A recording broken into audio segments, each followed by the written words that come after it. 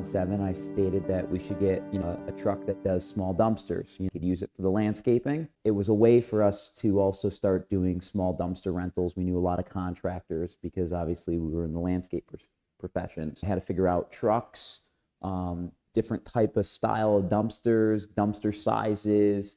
I had to figure out the market, what they yield for dollars, what the disposal costs were, pretty much was a business plan that started with just, sticky notes and, coming up with stuff and writing down all the answers and then going back to my father. I don't know if we originally thought of a trash company. Jack wanted to get a switch and go. And I said I didn't want a switch and go because it wasn't good enough. And he researched to get a hook truck.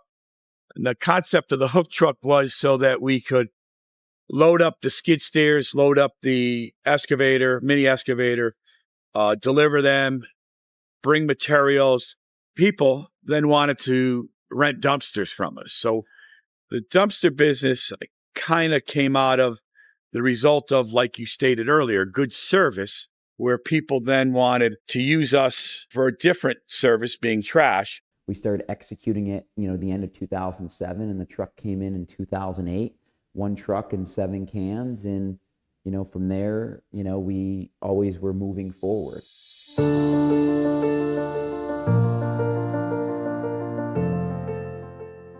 I grew up in our family landscaping business, always, going with my father. He'd cut lawns, play on the playscapes. It was, I always was by his side. So he didn't have to do anything that he's ever done for me.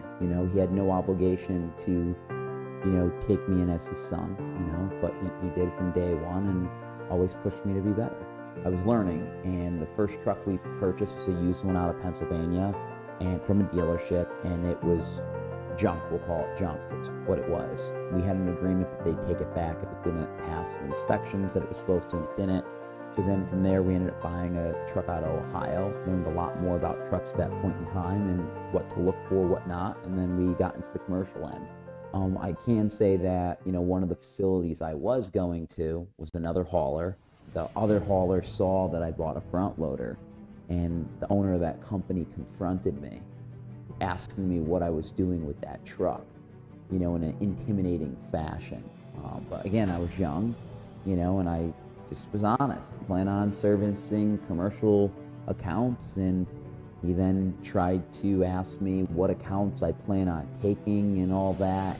I was 20 years old. I wasn't trying to create issues, but I was just trying to grow a business. So I was respectful to him, but it was, it was intimidating to say the least.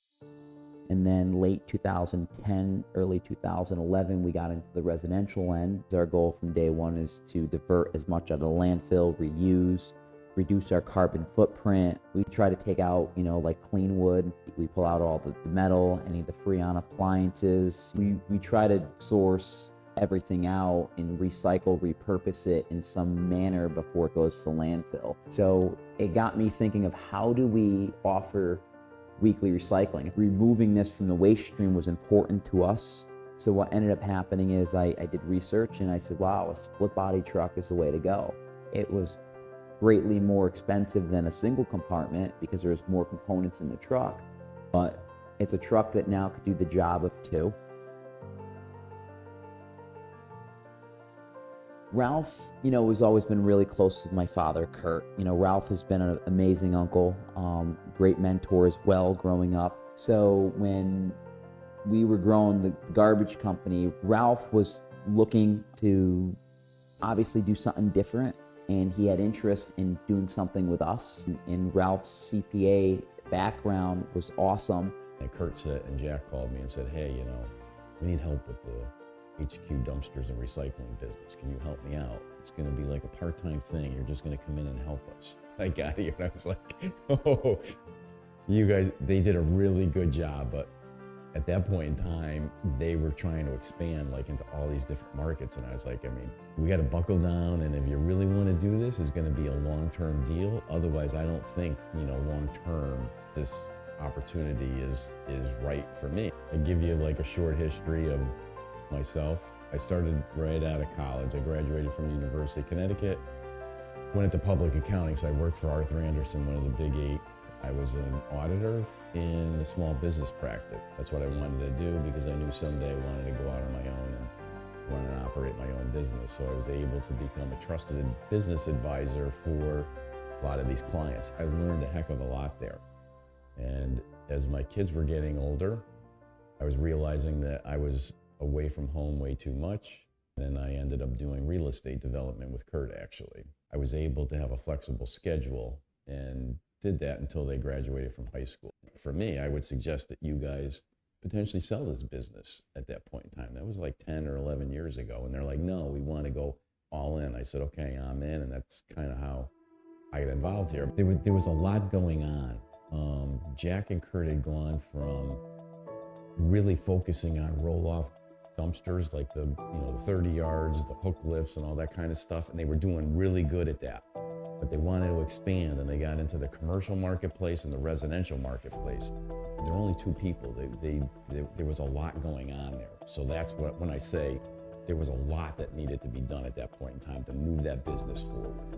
Jack was a very good operator, good salesperson. So was Kurt. I mean, that's their wheelhouse. They're really great at that. I'm great at more organizational finance, to be able to look at that holistic view of a company and try to make sure that you get all the pieces working together.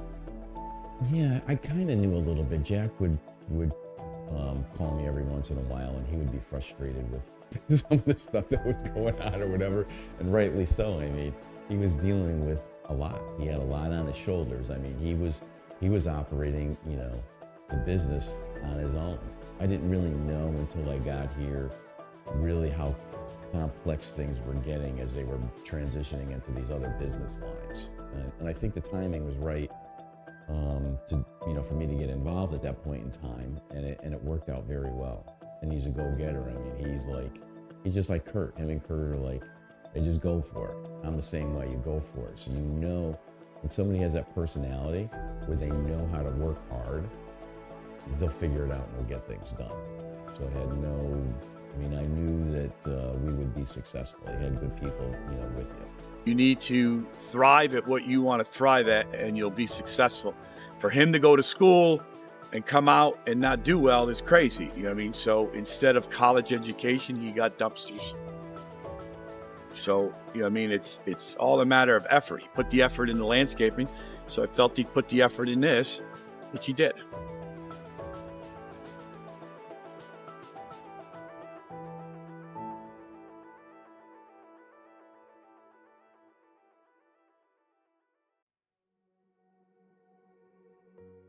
I didn't want to let my dad down. Being a failure to him, especially when he was my supporter, was to reassure that he made the right decision in supporting. He's super proud. He's always talking me up to people, and he's proud of what we've accomplished together, and it's been a lot of work. Everything we've built from the ground up. Acquiring land was our next step in finding the right piece of property, but our goal, was really to try staying in town if we could find a piece of property.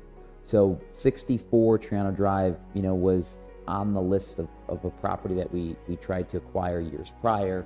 Now they were willing to sell 64 and 65 Triano Drive. So Ralph, myself, and my father, we were very excited about this and understood that this was our next step.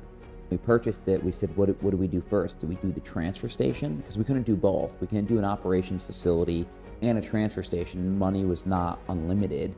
We're still in growth mode, so I stated that, I'd love to do the transfer station, but we need to make sure that we're sustainable and we're tackling. So we ended up doing the operations facility first. That was the first major investment that we made, is building our operations building. You were always struggling, but you found business partners that were willing to work with you. And those are business partners that I'll never forget and will always do business with, because without them, you didn't get here.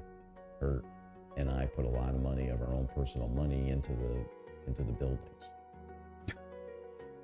Not good, because we found all kinds of issues when we broke ground going. We're digging and we're like, how far do we need to dig to get to virgin land? And we're like, holy cow, this is going to cost us another 25 grand. And where the hell are we going to get that from?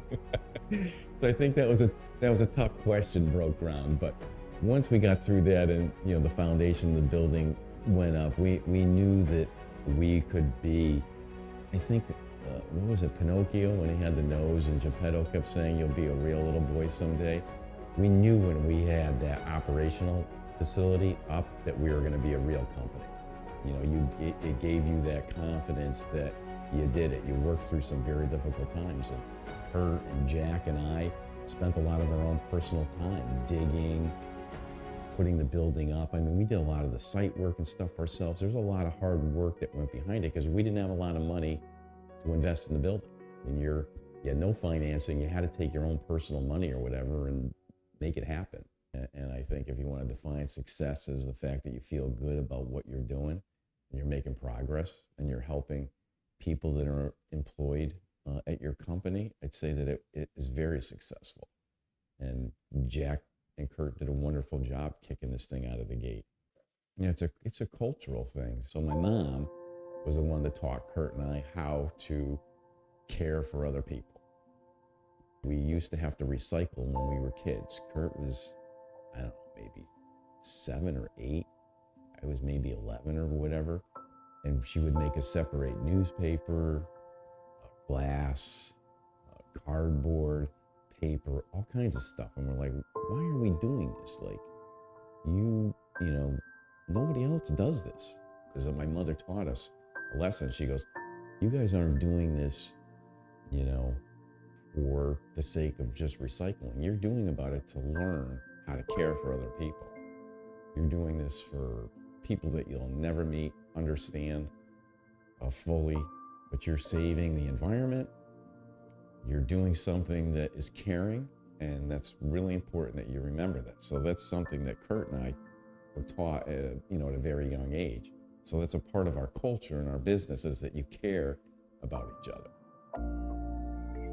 Well, she I guess she was a little bit ahead of her time. We used to have to recycle everything. So major part of our business is sorting / recycling, trying to save the earth or better the earth for the future. So we used to separate the different glass types, newspaper, and we used to take it down to the recycling center and throw the glass in the glass types and put the newspaper in the Conex box so it could be reused. So our business model is more driven towards trying to keep the environment better, because every time humans touch it, it gets worse. But if you adjust it less than the average, you're doing better. So we try to recycle as much as we can in our business model. I am just thankful that we have the opportunity to document what HQ Dumpsters was, what it is now, what it can become potentially in the future. This is something that is important, and I wish that my mother was here to see what we did.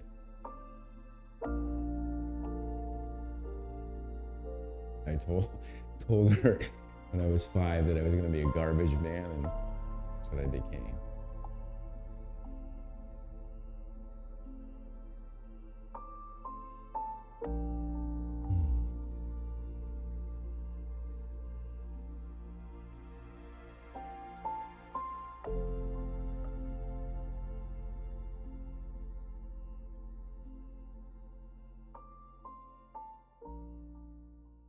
So once this building was done, we shifted gears, started working with DEP to figure out, how we move forward with our transfer station and how do we build a building that we could financially afford, have growth to it, and obviously be sustainable.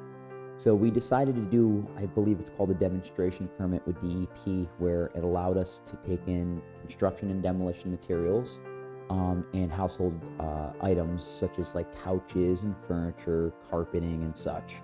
So we built a scale, put a scale house in, and we did a sawtooth configuration like what you see with the municipalities at their transfer stations, where there's dumpsters designated for certain items. So this was the baby steps, just the walking steps. It allowed us to try figuring out cost as well of, to get rid of the stuff after we had it sourced out, because these were separated. So it was an experience as well as an education for us. Once we did that, we then started the process of phase 2, which is our, I believe it's a 35,000, 32,000 square foot building out back that has 55-foot ceilings that we could dump and sort. We moved slowly, steadily, and through COVID, we built that building out back. I think locally here, we can continue to grow and expand at a reasonable rate. We're expanding our transfer station capacity with the DEP right now. We could probably double our size, but there'll come a point where there's only so much that you can absorb here in this environment. Natural progression would be to start acquiring other small businesses. Once you probably become twice the size that you have that financial capability and that cash flow, and you have that bank behind you that is ready to do that with you. That's a longer term play that could take 3 or 4 years. Our company, again, being entrepreneurs, always diversified. We have HQ Dumpsters and Recycling, our transfer station, which is Central Connecticut Resource Recovery, CCRR. And then we have our trucking operation, which is KJR Trucking, which stands for Kurt, Jack, and Ralph. One sentence, not one word, to tell myself, don't give up. That would be it, because those were the beginning years. Any business in the beginning years is tough, and I envision what we have today, but, I'm going to be honest, I didn't envision it to the extent that we are. I always wanted to, see, something be built, and say that I was a part of that, and I made that happen. So, not giving up is very important, and I had a good support structure at that time, and I didn't give up.